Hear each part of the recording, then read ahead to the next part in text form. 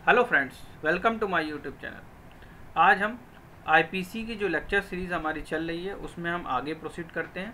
Indian penal code में हम general explanations के बारे में बात कर रहे थे और जनरल एक्सप्लेनेशन में हमने लास्ट लेक्चर में सेक्शन 19 और सेक्शन 20 को डिस्कस कर लिया है।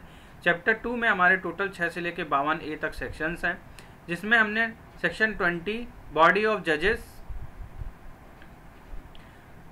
हु एक्ट जुडिशली हम एंड कोर्ट, इसके बारे में डिफाइन किया गया था। सेक्शन 19 में हमने जजेस के बारे में डिफाइन किया गया था कि जजेस की डेफिनेशन क्या है, और हमने बहुत ही इंपॉर्टेंट इलस्ट्रेशंस कवर किए थे। अगर आप लोगों ने हमारा लास्ट लेक्चर नहीं देखा है तो kindly visit our last lecture and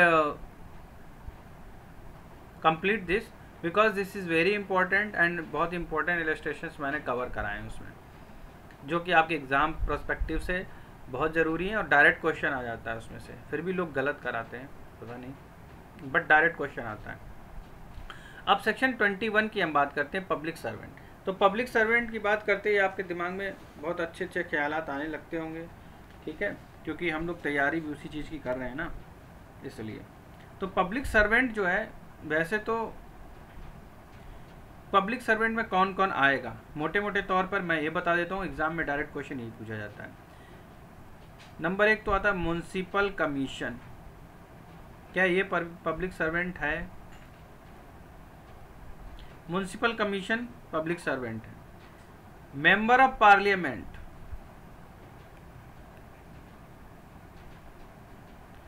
will it be public servant? Yes, this will be a public servant. किसी यूनिवर्सिटी का एग्जामिनर है, जो कॉपी चेक कर रहा है, यूनिवर्सिटी का एग्जामिनर है, तो वो क्या होगा, पब्लिक सर्वेंट होगा कि नहीं होगा? अगर यूनिवर्सिटी का एग्जामिनर है जो कॉपी चेक कर रहा है, वाइवा लेने आता है, वो पब्लिक सर्वेंट होगा। एमएलए, बहुत इंपॉर्टेंट, का पब्लिक सर्वेंट है एमएलए? नहीं, MLA will not considered as a public servant. MLA को पब्लिक सर्वेंट कंसीडर नहीं किया जाएगा। MLA will not be considered as a public servant. किसी आर्मी, नेवी, एयरफोर्स का ऑफिसर क्या है, पब्लिक सर्वेंट है? इंडियन आर्मी से रिलेटेड जो भी है, इंडियन आर्मी से रिलेटेड जो भी सोल्जर है, चाहे वो आर्मी का हो, नेवी का हो, एयरफोर्स का हो, he is a commissioned officer in India. कोई आर्बिट्रेटर है, ये क्वेश्चन बहुत बार एग्जाम में आया है। लोगों को लगता है यार आर्बिट्रेटर कैसे पब्लिक सर्वेंट हो सकता है। कोई आर्बिट्रेटर है to whom any case has been referred for adjudication by a court of justice. Court of justice ने जिसको किसी केस को रेफर कर रखा है फॉर आर्बिट्रेशन के लिए, वो आर्बिट्रेटर हमेशा पब्लिक सर्वेंट होगा। An arbitrator to whom any case has been referred, court of justice के द्वारा किसी केस को रेफर किया गया है किसी आर्बिट्रेटर को, तो वो आर्बिट्रेटर कौन होगा, पब्लिक सर्वेंट होगा। एडवोकेट, एडवोकेट पब्लिक सर्वेंट होगा? नहीं, एडवोकेट पब्लिक सर्वेंट नहीं होगा। जो एज लॉ प्रैक्टिस कर रहे हैं कोर्ट ऑफ जस्टिस में, एडवोकेट वो पब्लिक सर्वेंट नहीं होंगे। CM, chief minister, prime minister, ये पब्लिक सर्वेंट हैं, दे आर पब्लिक सर्वेंट। जज, मजिस्ट्रेट, ये क्या है, पब्लिक सर्वेंट है। Government servant appointed on deputation, public servant है।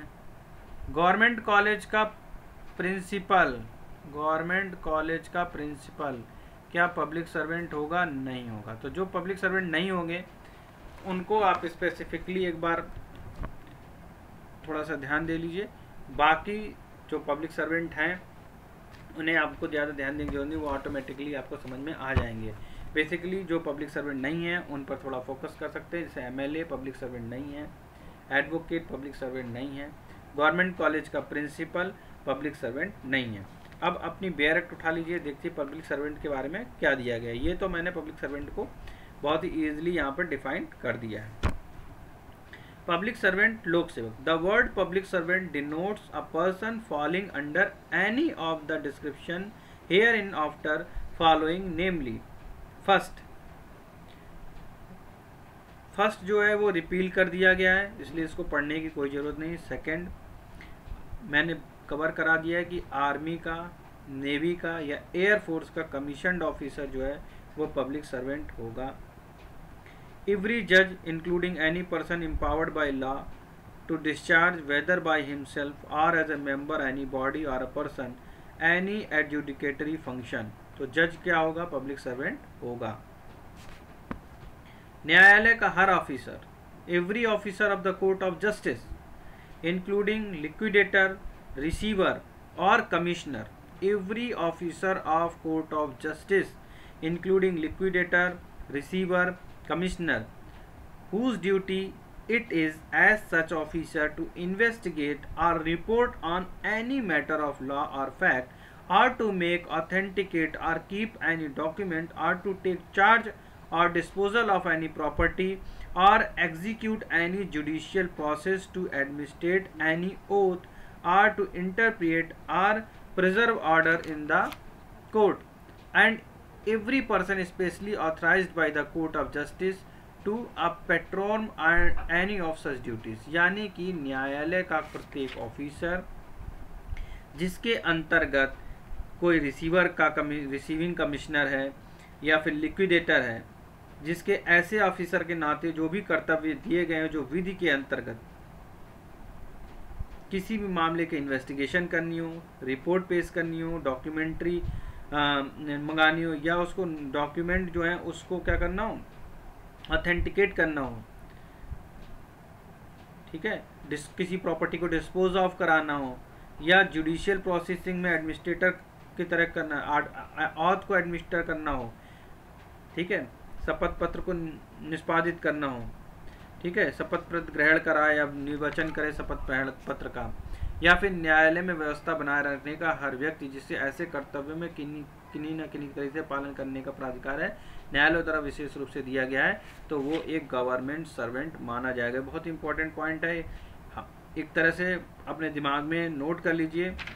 न्यायालय का वह हर ऑफिसर जिसके अंतर्गत कोई इंक्लूडिंग एनी लिक्विडेटर हो, क्या रिसीवर हो या कोई कमिश्नर हो, लिक्विडेटर, रिसीवर या फिर कमिश्नर, स्पेशली नोट कर लीजिए 1964 के अधिनियम 40 की धारा 2 के अंतर्गत स्थापित एक्ट 40 1964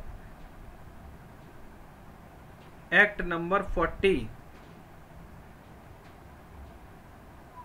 सेक्शन 2, 1964 एक्ट 40 सेक्शन 2 के द्वारा अंतः स्थापित कमिश्नर, लिक्विडेटर, ठीक है, court of justice, any court of justice, कोई भी court of justice, court of justice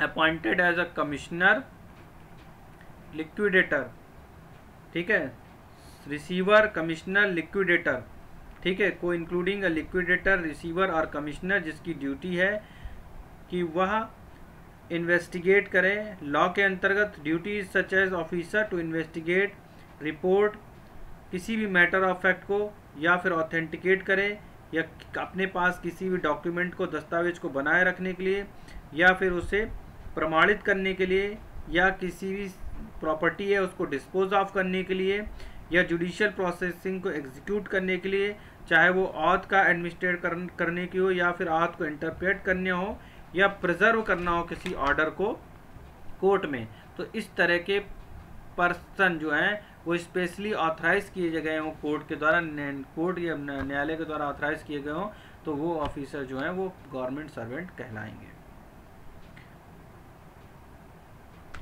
अब एवरी ज्यूरी मैन, चाहे वो एसेसर हो, चाहे पंचायत पर मेंबर ऑफ पंचायत हो, assisting a court of justice और पब्लिक सर्वेंट, जो पब्लिक सर्वेंट को या कोर्ट ऑफ जस्टिस को असिस्ट कर रहा हो, वो क्या होंगे? पब्लिक सर्वेंट होंगे।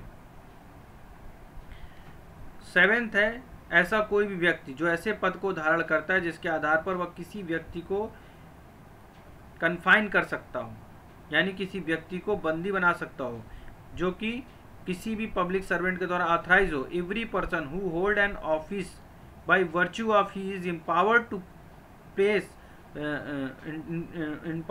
प्लेस और keep any person in confinement, यानी किसी व्यक्ति को ये एम्पावरमेंट मिली है कि वो परिशांति, न्यायिक परिशांति कायम करने के लिए, शांति व्यवस्था को बहाल करने के लिए किसी भी व्यक्ति को कन्फाइन कर सकता है और उसको ये लॉफुल अथॉरिटी मिली हुई है, तो वो पब्लिक सर्वेंट होगा।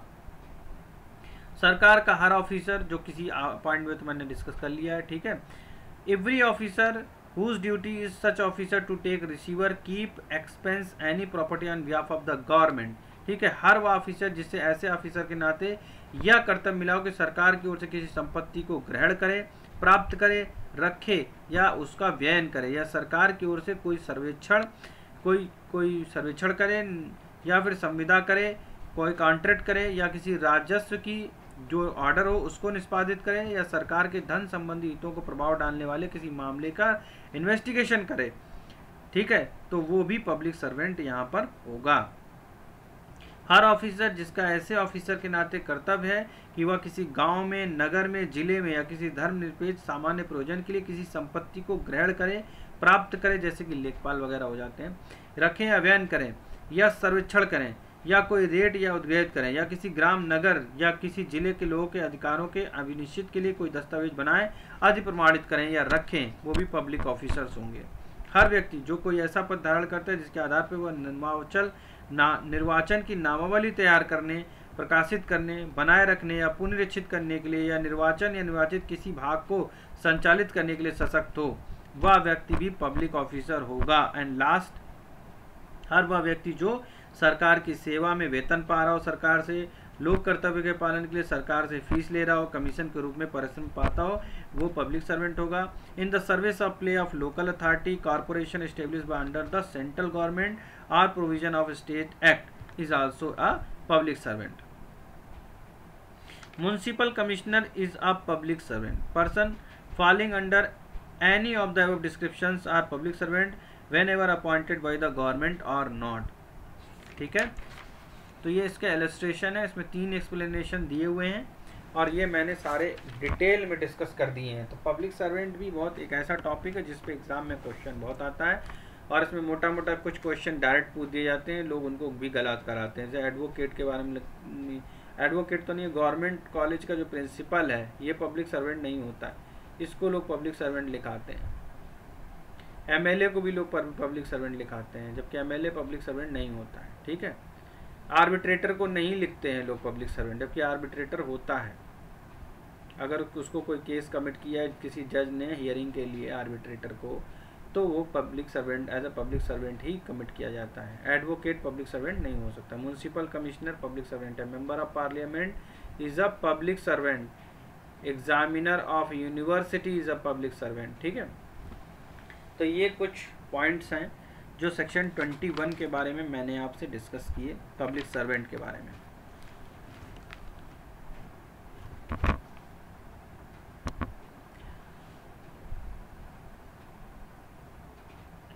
All right friends, so today we will cover till here only. In our next lecture we will cover further other sections. So for that time, till that time, thanks for watching us. Kindly like, subscribe and share our channel. Thank you all.